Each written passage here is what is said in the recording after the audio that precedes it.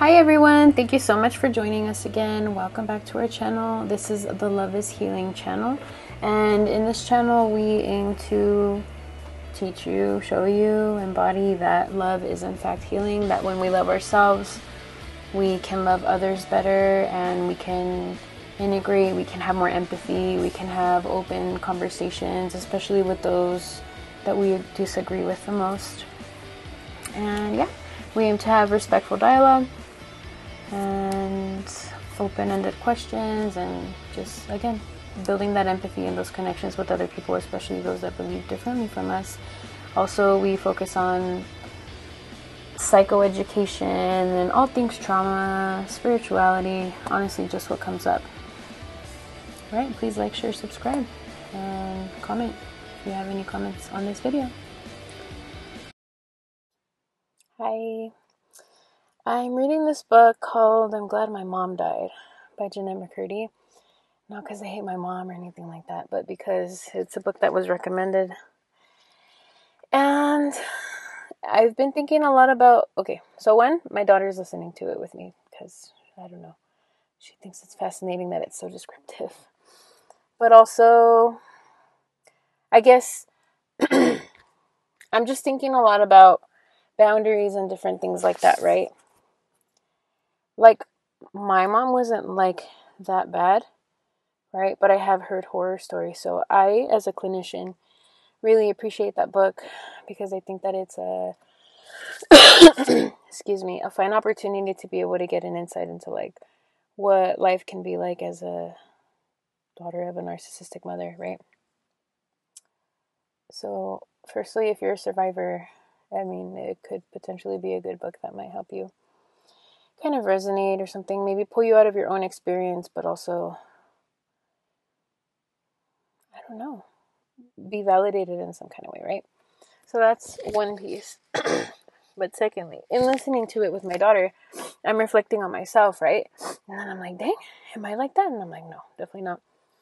But I do like to get her opinions on it, right? She'll be like, hey, does mommy do that? Or mommy used to do that. I'm sorry that I used to do that. Here's why it's wrong, right?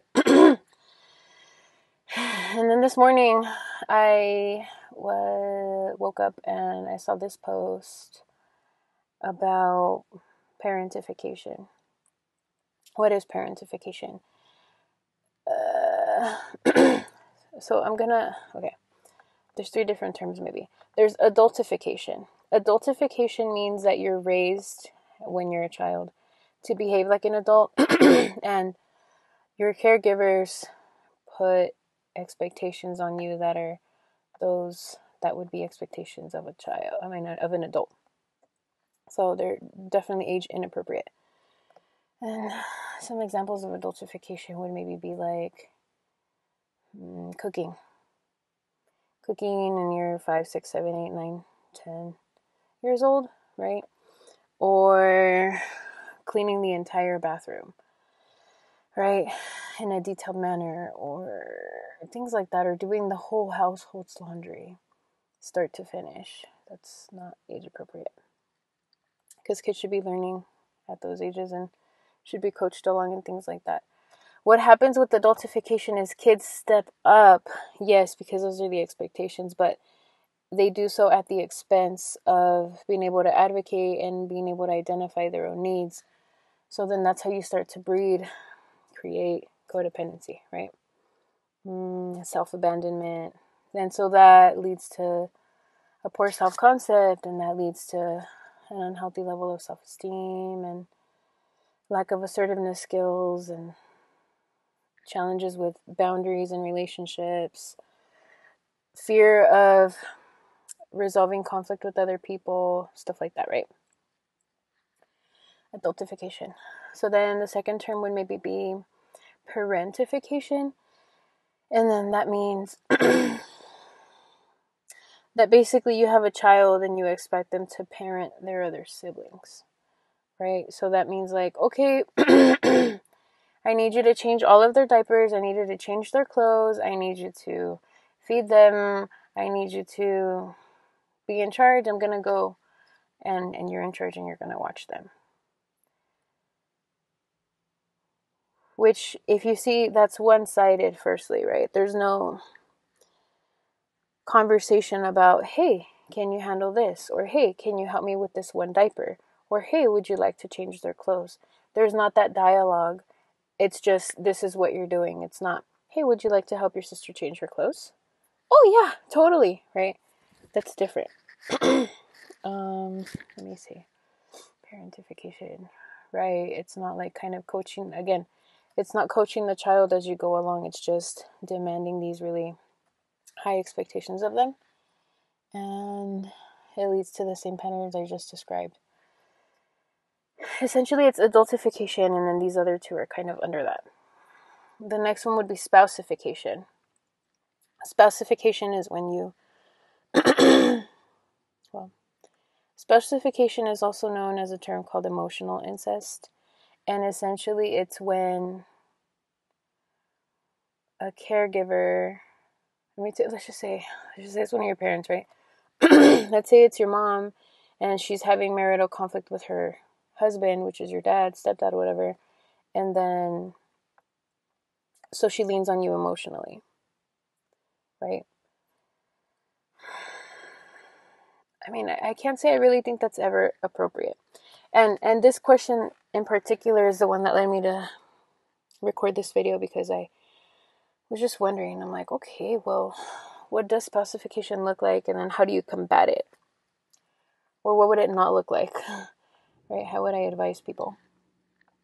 So I would say, sorry, distracted. My thoughts came out faster than I expected. Let me see. Yeah, spouseification. I guess really it comes down to having inappropriate boundaries with your child. There's a difference, and this is spouseification, between, yeah, I'm going to this party and I'm going to hang out with my friends and I'm going to do this and like, and then we're going to do this and then we're going to do this and this we're going to do this and we're going to do this or whatever, and I'm busy and this and that. That's an unloading of things, right? Or, oh, I'm having this problem with my friend. Can you believe it? She did this, she said that, whatever. And like, ugh, it's so upsetting. It's so upsetting, right? Oh my gosh, it's so upsetting. I'm right? Not okay. Again, it's kind of like taking your emotions as a caregiver and then dumping them on your child, right? Whereas if you did have appropriate expectations, one, they're your child, so not cool. Two, they're a child, assuming they are a child, and like, it's not their job. Your job is to be able to support them. If you can't support your kids emotionally, that means that you experienced a lot of neglect, right? And so you have a lot of holes. Maybe you're not sure how to support your child emotionally. You're not sure how to hold space because you were never given space. No one ever held space for you. And likely, I mean, yeah, it's a learned behavior, so your parents shared with you inappropriately. Thank you for your patience with my thoughts. They're just kind of all over the place right now. It's really early. I didn't get enough sleep. And I'm running a little late. So then, how do you share appropriately with a child, right? With your own child? Well, firstly, again, using mindfulness, I invite you to ask yourself why it is that you're sharing what you're sharing. Are you sharing to unload? Then let's not. Are you sharing because you're just mad and again to unload? Let's not. Are you sharing to gossip and to make someone feel bad? Let's not do that. Are you upset at the other parent, grandparent, whatever, stuff like that? And so you want your kid to also see them in that bad light? That's not healthy. That's going to come back at you. It's going to have your child resent you. And it's not good for their psyche, really. It results in loyalty conflicts within themselves because they're part of all of their relatives or caregivers, right? So then they're going to hate themselves, really, in some kind of way. Let's not do that. So then what? Figure out why you're sharing what you're going to share. And then what are your main takeaways? Essentially, for me, if I had to pick a formula, it'd kind of be like, figure out what you're going to share. What's the lesson that you're trying to convey? and then help them organize that emotional experience. So for example,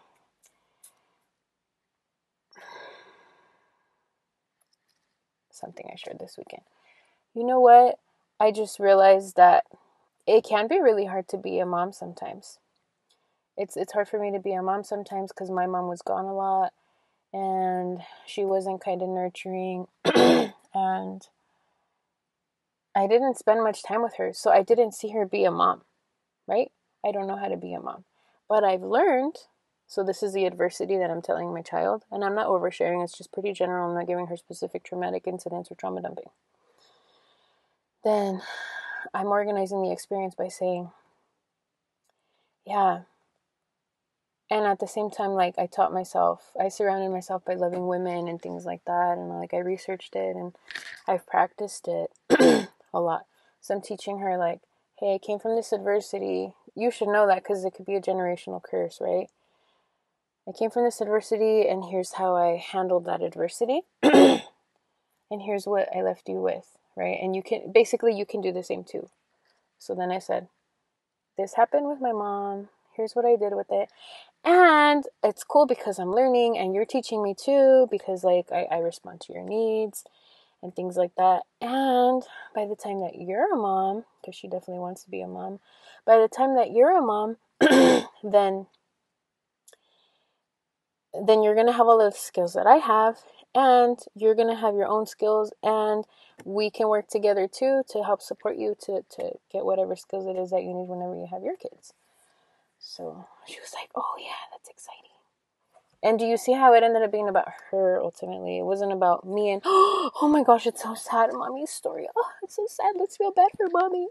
She didn't have a good mom. That's different. And then that would be an example of her caretaking my emotions rather than it being about her. I don't know. Let's say I had a really rough day at work. This is the last example. I'm really running late. Let's say I had a really rough day at work or something like that, or I'm having financial stresses or something like that, right? Okay, so inappropriate sharing would be like, oh my gosh, mommy has all these bills and I don't know how I'm going to pay the light bill and I don't know how I'm going to pay the rent and I don't know, right? So different ways that I could approach that would be like, I do feel a little bit stressed because kids pick up on your emotions anyway, so acknowledging emotions helps because then as you do that, then they can acknowledge their own emotions and learn about emotions, right, and what they look like and how to handle them and stuff like that. So mommy is feeling stressed about money right now, and then figure out what you want to say. Mommy has hope though, right? Mommy has this plan, stuff like that. But I think with finances in particular, or anything at the bottom rung of Maslow's hierarchy of needs, like anything that has to do with like major safety, like moving, we might get evicted, stuff like that. I mean, I would not share it unless it's absolutely necessary. Otherwise, you're just going to stress the kid out and they're going to be like, oh my God, my mom doesn't have enough money. Like, should I go be making money? Like, we're going to get evicted. Maybe. Like, are we going to get evicted? When would we get evicted? Where would I live? So yeah, mommy just feels stressed. Maybe keep it more general as I guess another option. Yeah, mommy's feeling a little bit stressed, but she's going to be able to handle it. And today we're going to work on de-stressing and things like that. Or I don't have a plan yet, but I'm going to journal about it and figure out what my plan is going to be to handle my stressors. Because what we want to do is we want to teach our kids life skills ultimately, right? Period. Again, I know. I feel like I'm going like a million miles a minute. Ultimately, though, we want to help our kids learn life skills. That's the whole point of raising children, is to help raise them into healthy adults. So, and that's not my own thought. I learned that from Dr. Stephen Bablick. Nurturing parenting training. Yeah, teach them how to be healthy adults. Acknowledge their emotions, how to problem solve, and different things like that. So it is unfortunate. It is hard. And I've been there, and I acknowledge that it is hard to just sit there and have to meet some kids' needs, especially when we're triggered about like our parents not meeting our needs when we were their ages. And it's hard. The only thing you can really do is like lean on other healthy adults to be able to get that support that you're needing, right?